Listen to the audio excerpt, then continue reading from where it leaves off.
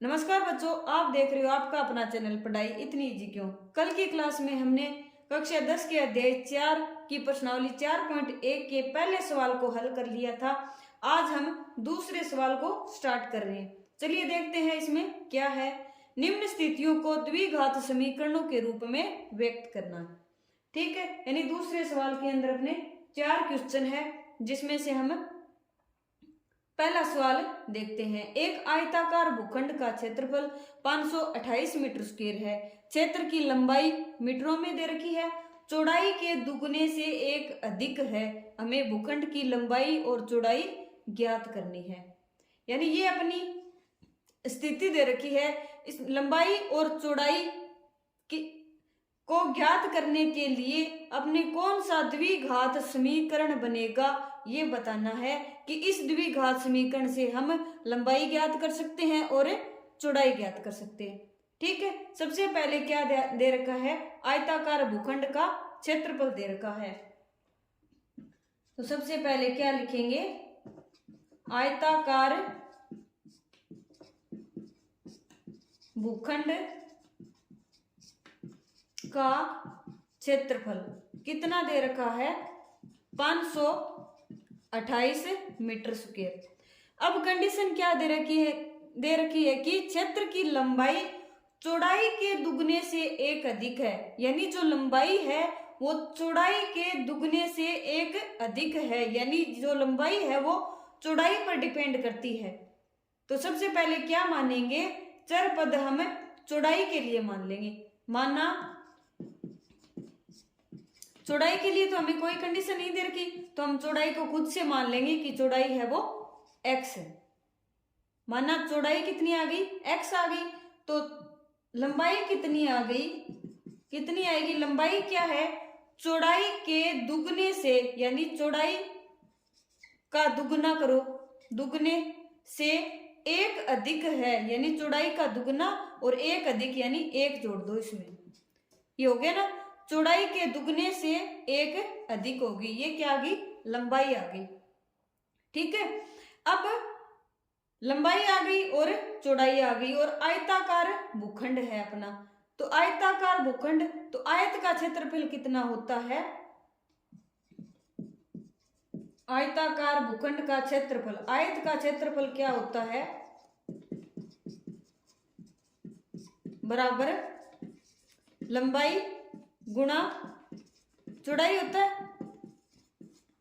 ठीक है, अब हम इस लंबाई और इस चौड़ाई को गुणा कर देंगे तो क्षेत्रफल आ जाएगा, आ जाएगा ना।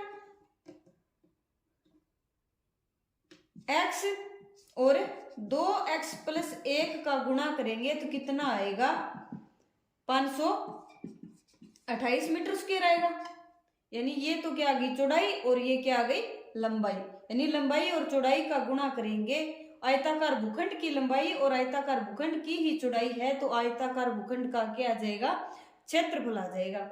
अब इसको सोल्व करेंगे, x का गुणा करेंगे 2x के साथ, कितना आएगा 2x स्क्वायर, और x का x के साथ गुणा करेंगे, x बराबर 528।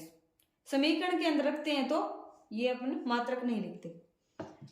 2x स्क्वायर सेम रहेगा, प्लस का x, और ये इधर प्लस का है, इस साइड आएंगे। द्विघात समीकरण बनाने के लिए क्या करते हैं, बराबर में 0 को लिखते हैं। 528 बराबर क्या आ गया 0।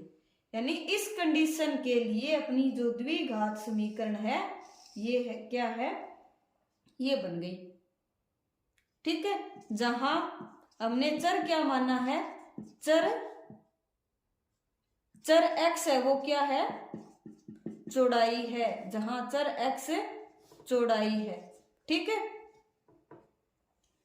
ये जो x है ये क्या है, चौड़ाई है, और चौड़ाई का मान इससे हम ज्ञात कर लेंगे, और चौड़ाई का मान आएगा उसको दुगना करके एक जोड़ देंगे तो वो क्या आ जाएगी, इसकी लंबाई आ जाएगी। ठीक है, हमें तो सिर्फ द्विघात समीकरण में निरूपित ही करना था क्वेश्चन में, तो ये हमने निरूपित कर दिया। दूसरा देखते हैं, दो क्रमागत धनात्मक पूर्णांकों का गुणनफल कितना दे रखा है, 306 दे रखा है, और निकालना क्या है अपने को, हमें पूर्णांकों को ज्ञात करना है। यानी पूर्णांकों ये जो दो क्रमागत पूर्णांक है उनको ज्ञात करने के लिए हमें कौन सी द्विघात समीकरण है वो प्राप्त होगी ये बताना है। तो सबसे पहले क्या करेंगे, क्रमागत पूर्णांक है तो पहले पूर्णांक को क्या मान लेंगे, x मान लेंगे। माना पहला पूर्णांक क्या मान लेंगे, x। क्रमागत है यानी दूसरा पूर्णांक है वो इससे जस्ट आगे वाला है, तो दूसरा पूर्णांक क्या होगा, पहला x है तो दूसरा क्या होगा, दूसरा पूर्णांक x, तो ये पहले वाला हो गया और उसमें एक जोड़ देंगे तो क्या आएगा, दूसरा पूर्णांक आ जाएगा। ठीक है, और दे क्या रखा है, और वो भी पूर्णांक क्या है अपने धनात्मक है, और पूर्णांकों का गुणनफल कितना दे रखा है, 306 दे रखा है। प्रश्नानुसार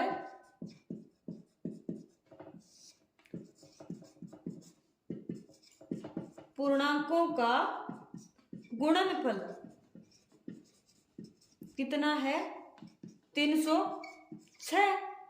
पूर्णांकों का गुणनफल करो, पहला पूर्णांक और दूसरा पूर्णांक का गुणनफल ये हो गया बराबर 306। x का x के साथ गुणा करेंगे कितना है, x स्क्वायर, फिर x का 1 के साथ गुणा करेंगे x आएगा बराबर 306। x स्क्वायर प्लस x, और ये प्लस का है इधर आएगा माइनस का हो जाएगा, तो x square plus x minus 306 बराबर 0।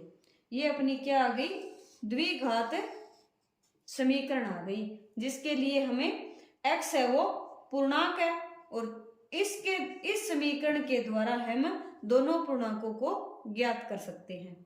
ठीक है, और यहाँ x है क्या, x क्या है अपना छोटे वाला पूर्णांक है, जहां x है वो लघुत्तर पूर्णांक है या फिर पहला पूर्णांक है।